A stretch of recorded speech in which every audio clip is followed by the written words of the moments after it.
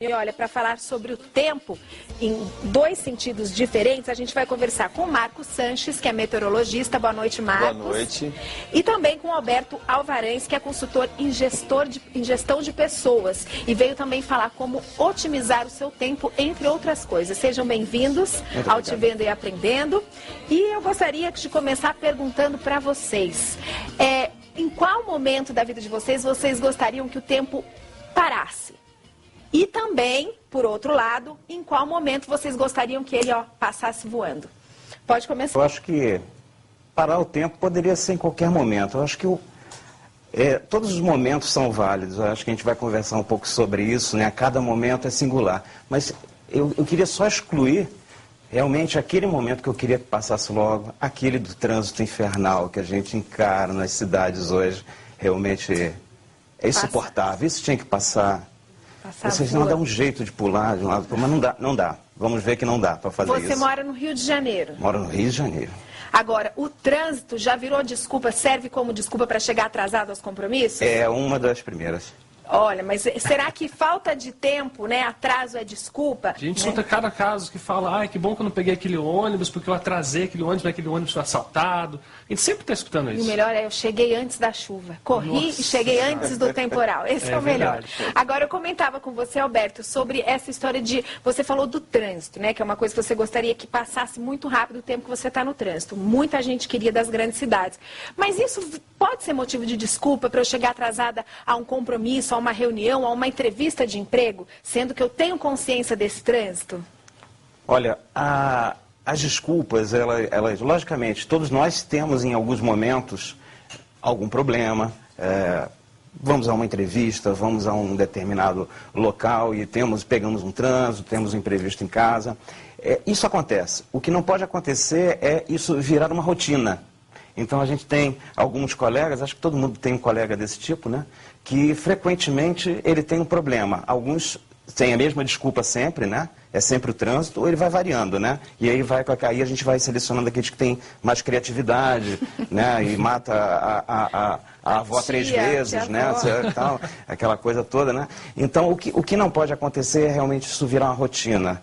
E, enfim, virando a rotina, a gente já começa a distinguir aquilo que eu costumo conceituar como os atrasomaníacos, né? E a gente já tem já consegue identificar neles, né? Tempo é sinônimo de felicidade, é mais ou menos isso, Alberto? É isso daí. Existem alguns mitos também, no tempo cronológico também existem alguns mitos, né? O primeiro é que você não consegue administrar o tempo, né? Esse termo, né? Desculpa, estraguei metade da pauta, né? Mas o administrar tempo, ele não existe.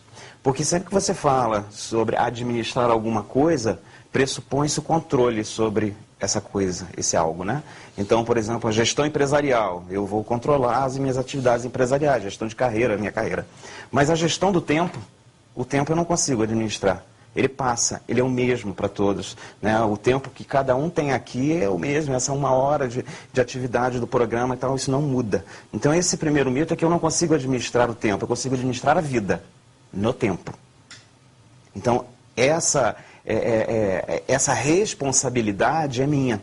Sou eu, é uma coisa meio nietzschiana, né? Em homenagem ao professor Carlos que contribuiu ali, né? É um negócio meio nietzschiano, você tem poder para isso, né? Um outro mito é que o tempo ele é indissociável. Você não consegue separar trabalho, estudo e a vida pessoal. O tempo é um só. Então, esse é outro mito que a gente vê.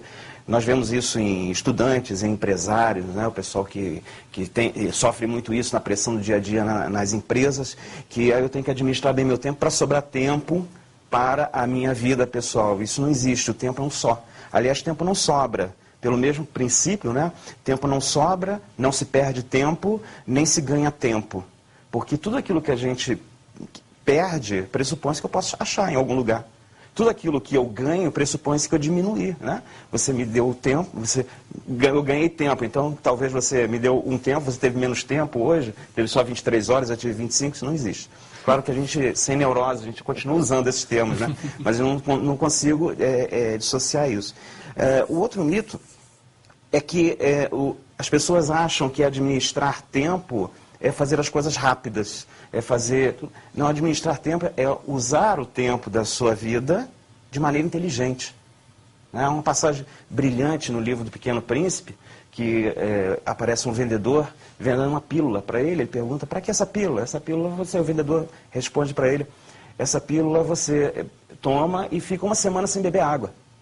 Aí ele disse, mas para que serve isso então? Os especialistas calcularam, se você fica sem beber água durante uma semana, você economiza 56 minutos na semana. Aí ele perguntou, mas e o que eu faço com esses 56 minutos? Aí o vendedor responde, o que você quiser. E o Pequeno Príncipe pensa, ora, se eu tivesse 56 minutos sobrando na minha vida, eu usava-os para caminhar para uma fonte. Então, o administrar tempo não é fazer as coisas rápidas, é aproveitar isso. Né? Então, nós temos também que nos livrarmos daquela culpa. Né? Isso tem muito nessa vida agitada. Né? Eu trabalho, chega no final de semana, domingo, de repente não tem nada para fazer, dá um sentimento de culpa. Ora, o não fazer nada é uma atividade. É uma tarefa. A gente tem que deixar um tempinho para o ócio também? A gente tem Com certeza, né? O Domênico De Masi fala muito bem isso, né? O ócio criativo. Nós temos que aproveitar isso. Isso é uma tarefa assim, interessante, até quando eu trabalho em palestras e cursos, que eu falo sobre agenda, né? Que é um instrumento. Eu falo, na agenda você coloca, por favor, que você vai assistir televisão. Tá? E você coloca, por favor, que não vai fazer nada. Tá lá, não vou fazer nada. Então coloca na agenda. Tá? Isso também até aí é o último mito. Tirar o mito que o administrar tempo faz com que nós sejamos prisioneiros de um instrumento de tempo. Nós não somos prisioneiros. E por falar em administrar o tempo, por questões de tempo, eu vou precisar dar uma pausa nessa conversa, mas a gente vai continuar falando sobre mito.